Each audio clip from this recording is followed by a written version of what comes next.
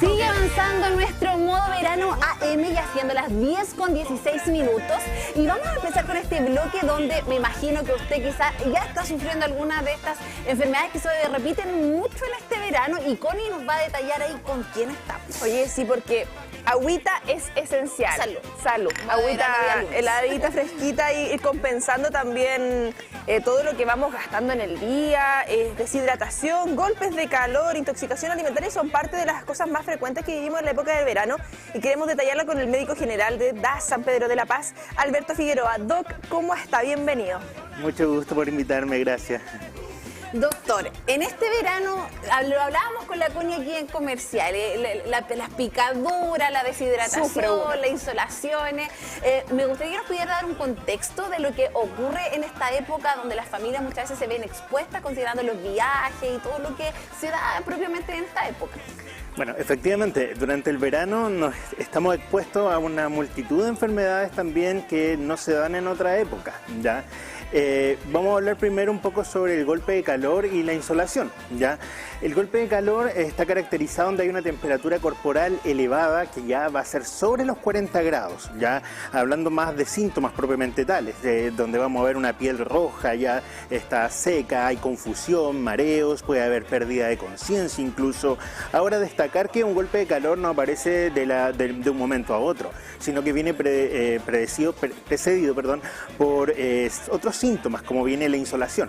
¿Ya? Típico que nosotros estamos en las horas peak del sol, cuando el sol nos pega directamente y comenzamos con síntomas de insolación. Por ejemplo, nos duele la cabeza, nos sentimos mareados. El golpe de calor lo podríamos tener quizás si estuvimos todo el día en la playa y estamos, no sé, típica, yo creo que uno empieza a buscar qué me echo en la piel, tomate, pepino, claro. No, después para aliviar el dolor, todo. Hielo, y en ese momento en la tarde cuando estamos en nuestra casa o donde nos estemos alojando, empezamos con estos síntomas. Efectivamente, y un golpe de calor ya es una urgencia médica, ¿ya?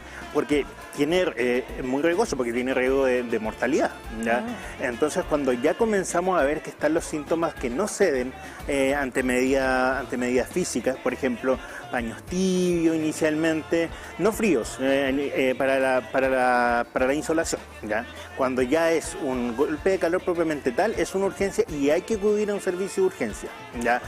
Doctora, y me quiero detener, considerando que los bebés, por ejemplo, ¿cómo podemos cuidarlos y evitar que sufran este golpe de calor, considerando que se pueden exponer quizá a un fallecimiento? Sí, efectivamente, tenemos que distinguir que hay grupos de riesgo que son más vulnerables, ya que tenemos a los adultos mayores y a los más pequeñitos, que son los lactantes, los bebés propiamente tal. A ellos principalmente, lo principal es hidratación, mucha hidratación, abundante agua, no exponerlos a los horarios donde hay mayor temperatura. Por ejemplo, a este horario, por ejemplo, a las 12 del día, donde está el sol directo, idealmente no exponerlos al sol. Estamos viendo golpes de calor, ahí vemos algunos de los síntomas y esto va de la mano con la deshidratación o la deshidratación va de la mano con el golpe de calor. ¿Cómo vamos también aquí mezclando parte de estas situaciones que podemos vivir en esta época de verano? Bueno, efectivamente van de la mano, ¿ya? Si nosotros tenemos una hidratación constante y abundante, tenemos mucho menos riesgo de sufrir un golpe de calor. ¿Por qué se produce? Porque hay un desbalance en el fondo, en el cuerpo, un desbalance hidroelectrolítico que se genera, donde finalmente gatilla en un desenlace que podría ser fatal, ¿ya? Pero si nosotros nos hidratamos bien, no nos exponemos a estos horarios peak de temperatura constantemente, o por ejemplo cuando las personas se quedan en el auto mucho tiempo también, o los niños, eso es muy riesgoso, porque dentro de los autos, bueno, siempre lo han mostrado mucho en programas de televisión, que pueden alcanzar temperaturas súper altas. Todas estas medidas nosotros podemos tomar para evitarlo. Uno está como aturdido, de hecho, de repente como mareado, cansado, Sí. con sueño. Y por ejemplo, quizá revisamos los puntos vinculados al golpe de calor. Nosotros ahora con la Connie estamos tomando. Mete la agüita, ¿Estamos deshidratadas? ¿Sí estamos sintiendo sed? ¿Estamos deshidratadas? No. Hay que distinguir ahí un punto. Hay signos y síntomas de deshidratación. ¿Ya? Algunos de los síntomas de la deshidratación son una piel seca, donde hay escamosa, donde cuando uno hace el signo del pliegue, que le llaman, que cuando uno hace como así, la piel se retrae más lento. ¿ya? Se pone el ojo más hundido. Esos son signos más de deshidratación. Labios partidos, la lengua que le llamamos lengua saburral, se fijan, son de una serie de síntomas. ¿Qué se refiere eso como lengua? Saburral significa que es como seca, en el fondo, básicamente una lengua que está como seca, como porque media... tenemos que tenerla rosadita, humectada, y de repente, claro, uno ve que está como más blanquecina, más blanquecina. Como que uno se pone más... Claro, a eso se le llama como saburral, claro. Sí. Y además en la orina uno puede notarlo. Siempre nos dicen los especialistas que debiese ser transparente, y ahí uno debiese... Efectivamente, la orina, o sea, no transparente, porque igual habría un problema ahí de concentración. ¿Sí? La orina tiene que tener igual un tono, un tonito, ¿ya? Porque si no, no significa que no estamos concentrando. El riñón no está funcionando tan bien, ¿ya? Entonces, si bien tiene que ser transparente, tampoco tiene que ser como líquido, como agua cristalina, ¿ya? Pero también nosotros vamos a notar en el signo de deshidratación mayor concentración en la orina, entonces va a ser una orina mucho más oscura y va a ser menos abundante. Por ejemplo, en este tema también pasa que uno se marea, quizás tiene cierta confusión. ¿Te pasa que hay mucho calor y dices, oye, ¿dónde estoy? Como que se me fue la... ¿Dónde estoy? ¿Qué pasó? Claro. Bueno, ahí cuando hablamos de confusión mental ya propiamente tal, ya ahí es una insolación ya más avanzada, obviamente, que no estamos ya como encaminando a lo que podría ser un golpe de calor. Ya significa que hay una deshidratación importante cuando hay una alteración de la conciencia. A tener en consideración entonces estos síntomas, a tomar las medidas necesarias que nos está explicando acá el especialista, porque Doc, muchas veces vamos confundiendo cosas. Pasa que fuimos a la playita y comimos cevichito. Sí. Y claro, estuvimos todo el día al sol, comimos ceviche y llegamos en la tarde, estamos mareados, empezamos con vómito, con dolor de estómago. Y decimos, ¿qué comí? Claro, ¿qué comí? Uno empieza a ver para atrás. Y Doc, acá yo tengo una pregunta, porque de hecho ayer me pasó con un familiar cercano que uno dice, ¿cómo vomito al tiro? ¿Cuánto pasa en que me pueda presentar síntomas de que fue una intoxicación alimentaria? Porque de repente uno come algo el viernes y presenta síntomas el domingo. Entonces uno empieza a ver, el sábado no comí nada, chuta, pero el viernes comí marisco y el domingo amanecí con vómito. ¿Puede ser? ¿Se demora cuántas horas aproximadamente todo esto? Mira, este es un tema súper interesante porque este último año hemos visto un aumento de las intoxicaciones alimentarias. ¿Ya? En el fondo son las ETA, enfermedades transmitidas por alimentos. ¿Qué ha ocurrido este último tiempo? Bueno, recuerdan que en pandemia nosotros nos lavábamos mucho las manos, excesivamente las manos, teníamos una higiene de manos y prevención mucho más alta, que se ha ido olvidando esas cosas, ya, porque igual hay cosas que son enseñanzas que nos dejó la pandemia que no deberíamos haber perdido. Claro. ¿Ya?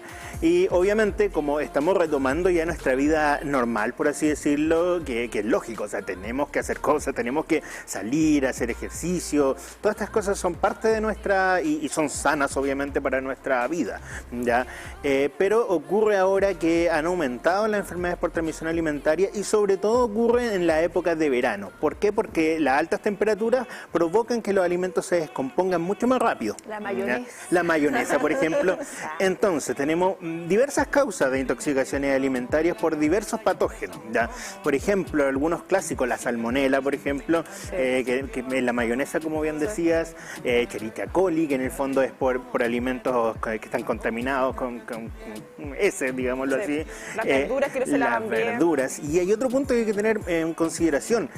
Nosotros como región y como país, en muchas partes tuvimos eventos de anegamientos que fueron en junio, ¿cierto? Sí. ¿Qué ocurre con eso? Uno podrá pensar, pucha, ya pasó mucho tiempo. El tema agrícola. El tema agrícola, sí. Ahí la cosa. Pero, aunque haya pasado mucho tiempo, hay muchos patógenos que son capaces de... Porque se subieron aguas servidas en muchas partes, y estas aguas servidas en el fondo pasan a las napas, en el fondo decantan finalmente al mar. Y hay vegetales que se demoran mucho más también en estar en tierra, que van, me imagino, acumulando eso. Acumulando, y de hecho hay muchas bacterias, virus que pueden sobrevivir hasta meses en la superficie. Por ejemplo, el virus de la hepatitis A puede sobrevivir en aguas hasta meses, en aguas. Por ejemplo, y ahí tenemos los mariscos, porque ¿qué son los mariscos? Son filtradores, ¿cierto? ¿cierto? Los mariscos son verdaderos limpiadores de nuestros mares, ¿ya?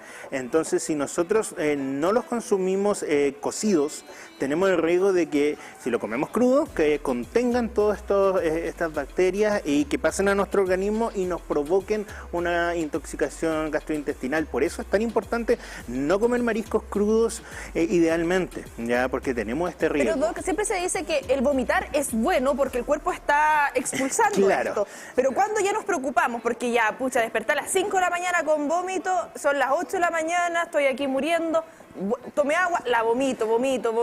¿En qué momento a mí me ha pasado ese dolor muscular que uno ya está deshidratado? Claro. En el fondo, claro, el cuerpo, como muy bien tú dices, hace una reacción que en el fondo es una reacción de defensa para expulsar el contenido que está contaminado. Pero ahora, si nosotros vemos que durante el día continúan estos vómitos y empezamos a sentir estos síntomas de deshidratación, lo importante es acudir a un centro asistencial más cercano. En nuestra red de servicio de salud, o sea, de Concepción, Servicio de Salud Concepción, tenemos los dispositivos SAPU, los dispositivos SAR, que son idealmente donde nosotros tenemos que acudir primero. Y pasando también a otro tema, así, cuidando obviamente la cadena de frío, el lavarse las manos, o sea, son recomendaciones que tienen que estar enfocadas, ¿cierto?, para evitar todo y todo el año. Y todo el año, en realidad, aplica para todo el año. Sí. La Connie hablaba del tema de la intoxicación alimentaria y a mí lo que me pasa en esta época, los mosquitos. Sí. Yo soy muy Eres muy dulce de piel, ¿viste? Te persigue. Sí, muy sabroso. Yo soy alérgica a la abeja, los coliguachos, a todos estos mosquitos que son importantes dentro de los ecosistemas, pero que sí generan un daño. Anda ahí con la roncha. Sí, claro. Bueno, lo importante con esto es que, bueno, nosotros todavía no tenemos casos de dengue que sean propiamente autóctonos del país, ¿ya? Todos los casos son importados, ya los casos que han habido. Pero para prevenir el hecho de tener a lo mejor inflamación mayor de esta picada de insectos, idealmente usar repelentes si nosotros vamos a zonas donde nos estamos más expuestos, ¿ya? Eso es como lo principal. Y para prevenir también el hecho de que se aniden más zancudos en lugares, por ejemplo, que son más húmedos, tratar de no dejar aguas como estancadas, ¿cierto? O sea, como picazón por todo el cuerpo. Las cabañas, la araña de rincón. También, y también es un tema también frecuente de verano, el tema de las arañas de rincón, siempre hacer aseo ya constantemente. Y claro, importante poder distinguirlas, ya poder distinguir la forma como es la araña de rincón, que en el fondo el nombre técnico es la Loxosceles laeta. En el fondo aquí es como, y es una araña que se caracteriza por ser muy rápida, muy ágil, y que cuando se siente ella amenazada, normalmente es cuando ataca, ¿ya? Y distinguirla también de la otra araña, que es como la araña tigre, que le llaman tigre, la buena que uno le llama la rana buena, y esa no hay que matarla cuando dicen. Sí, ya no, por favor, hay que cuidarla, porque ella también se alimenta de la araña de rincón. ¿Cómo diferenciamos la picadura cuando debemos ir a urgencia? Porque quienes sufrimos dermografismo, quizás una picadura más chiquitita termina siendo ya un cototo más grande. ¿En qué momento ya? Porque claro, nos pica, echamos de repente estos ungüentos que son medios mentolados, y claro, y se alivia, uno pone hielo, pero chuta, de repente uno se rasca tanto que hasta se rompe la piel. Claro, es súper importante eso que dices, porque el hecho de uno rascarse las lesiones provoca que hay en el fondo una puerta de entrada para que ingresen más bacterias y en el fondo sobreinfecten la lesión.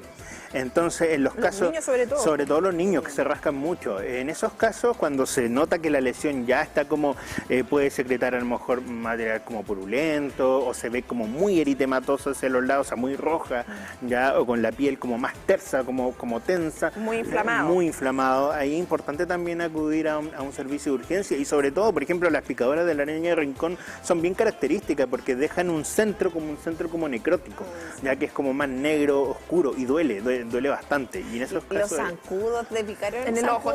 En el ojo, que queda uno como... Oye, a mí me picó cuando se me notaban los huesos de la cadera. Una pelota, te juro, era así gigante. Yo todavía tengo eso, tenía como 5 años. Yo recuerdo la picadura cuando vi la de los ojos, que Claro, que quedan como así. Oye, a tener en consideración entonces estas situaciones y algo aprovechando la instancia, porque señalábamos cabañas, quizás la casa de veraneo, y llegábamos y claro, pueden haber arañitas, bicharracos, todo lo que uno... Pero de repente están nuestros amigos los roedores. Sí, ese es un tema muy importante en el verano, ya el tema del virus Anta, ya porque, bueno, nosotros, el virus Anta es el virus en el fondo, y este roedor, que el ratón de cola larga, es autóctono en nuestro país, y es un tema que también vamos a convivir siempre con él, ya, sobre todo ahora que la deforestación, los incendios forestales que han habido, el aumento también de construcciones, de urbanización, hace que ellos se acerquen más a las zonas más urbanas y nosotros estamos más expuestos, ¿ya? Ahora, ¿por qué es importante? Porque todo, bueno, el virus Anta tiene aproximadamente un 20 a 30% de letalidad, ¿ya? O sea, es muy alto, muy alto. De hecho, en el año 2024, la estadística hasta la semana 51, teníamos que 21 personas habían contraído, habían 21 casos confirmados y creo, si no me equivoco, eran 6 fallecidos ya a nivel de país, lo que fue en el 2024. Ahora, ¿qué medidas podemos tomar? Porque esa es la idea, ¿cierto? Buscar las medidas de prevención. Las medidas de prevención están fundamentadas en que cuando yo llego a un lugar, bueno, otra cosa importante, en la época de primavera florece la quila que es de lo que se alimenta principalmente el ratón de cola larga, que es como una planta que es muy alta, que es como un tipo de caña en el fondo, sí, que se alimenta. Entonces, cuando nosotros llegamos por ejemplo, una cabaña, ¿qué es recomendable? Antes de ingresar, idealmente ponerse una mascarilla, ojalá una KN, pero si tienen KN95, pero si no, puede ser esta mascarilla de 3 pliegues. Uno ingresa y abre todas las ventanas, ventila completamente el lugar, y al menos esperar 30 minutos, ya, idealmente, mínimo, ya, y luego ya puede ingresar nuevamente con su mascarilla a desinfectar idealmente las superficies, porque ¿cómo se contagia? El virus se contagia por vía aérea, ya, y en el fondo está tanto en las heces, en la orina también del ratón, y también con el contacto directo, ¿ya? Entonces, con estas medidas al menos nosotros podemos evitar que nos contagiemos en esta zona, pero no todos estamos en cabañas, ¿cierto? Sí. Algunos vamos a acampar. Entonces, cuando vamos a acampar, idealmente acampar en zonas que sean habilitadas. Porque ¿ya? Finalmente cuando uno llega, mete ruido, el ratoncito igual, su instinto arranca. Claro, arranca. Pero quedan en el fondo la orina, sí, quedan las heces. ¿Cuál es el síntoma donde yo tengo que estar muy atenta de si es virus Anta? Sí, a ver. ¿Qué es lo que me va a pasar a mí si yo ya entré en contacto con el virus? Claro, es súper importante porque los síntomas son como síntomas gripales, ya que uno los podría confundir con una gripe, tema respiratorio. Finalmente, uno lo podría confundir con una gripe, no con un resfrío, porque son síntomas gripales bien marcados. Por ejemplo, una fiebre alta, dolor de cabeza, dolor corporal intenso, muscular, claro, dolor corporal, muscular, mialgia en el fondo que se llama, decaimiento, uno va a querer estar acostado, va a comenzar una tos seca, y si eso lo sumo a que yo estuve en un lugar de camping o yo estuve en un lugar que es más rural, donde yo pude haber estado expuesto, sí o sí hay que consultar. Y importante, cuando vayan a consultar, tienen que decir el antecedente. ¿Sabe qué? Estoy con estos síntomas, pero yo estuve en un lugar rural y podría ser que me haya contagiado. ¿Me hacen un examen? Claro, cuando la sospecha es muy alta, se deriva al hospital. Ya se deriva al hospital y hacen exámenes según la clínica del paciente. Ya, porque entre antes uno detecte esto, menos tasa de mortalidad hay.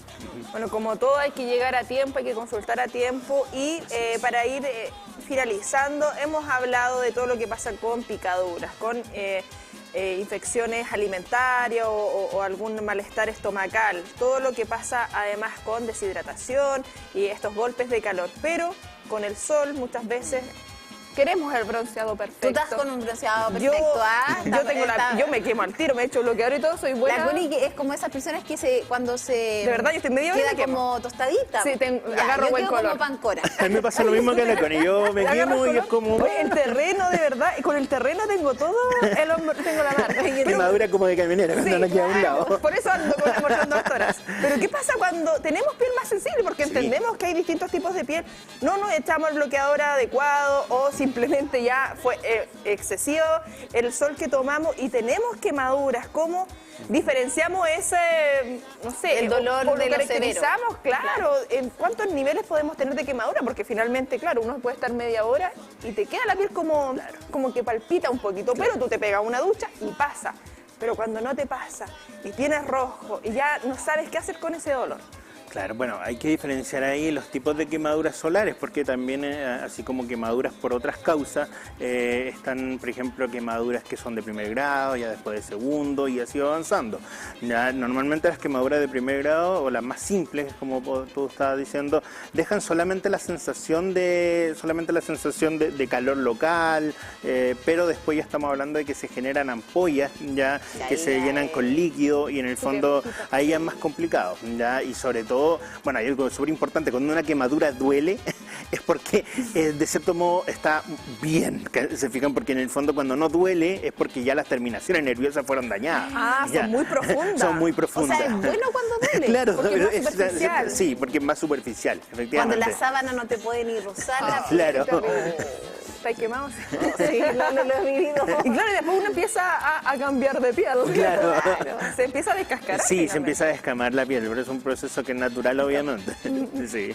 Y ahí, claro, me imagino que en casos más graves ir a un centro de salud o a los especialistas correspondientes, pero dentro de las medidas que podemos tomar, muchas veces pensamos, hoy me voy a poner hielo. El hielo directo nos genera más complicaciones. Sí, como... idealmente nunca hay que aplicar hielo directo en las lesiones, sino que siempre como compresas con cubiertas en el fondo. Un pañito con el hielo. Sí. E idealmente también no echarse tantas cremas encima, porque se puede, en una quemadura estamos hablando, donde hay lesiones, porque también se puede sobreinfectar la lesión, ¿ya?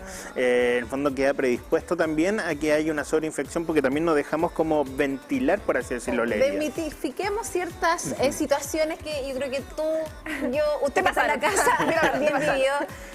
Las abuelitas con sus consejos muchas veces, ¿cierto? El tomate. No, échate tomate que te va... Aloe vera. Aloe vera. Claro. Pepino. Pepino, papa. Como para la fiebre. Sí, claro. No, la papa frita en la frente. De hecho, la papa es como, ponte 3 cáscaras de papa, una acá y una al medio. Claro. Si bien hay cosas que son más mitos, pero otras también tienen algo de cierto. Por ejemplo, la aloe vera igual es un muy buen cicatrizante, ¿ya?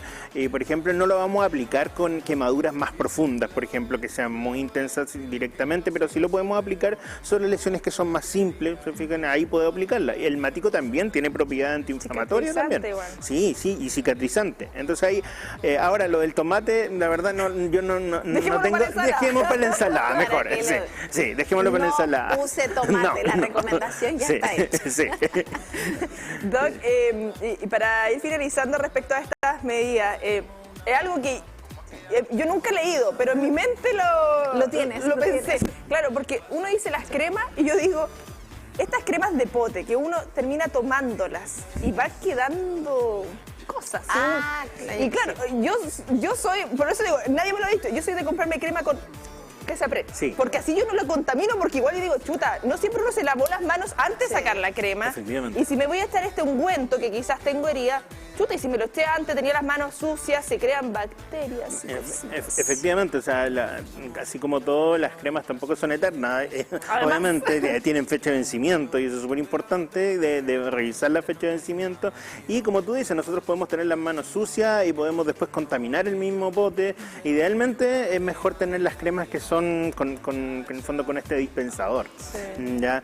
Y es importante porque ahí también lo conectamos un poco con lo que son las infecciones por el mal lavado de manos, en el fondo. La misma hepatitis también, que tenemos brotes de hepatitis, o sea, no brotes, pero sí tenemos un aumento de casos importantes que ocurre por lo mismo que habíamos estado hablando, que ahora ya no nos cuidamos tanto con el tema del lavado de manos.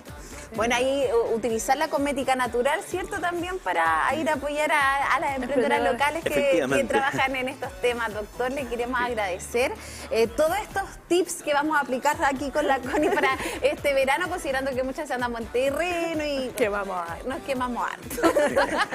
Así que muchas gracias, doctor. No, gracias a ustedes por la instancia, y es súper importante continuar educando con la promoción y educación a la población.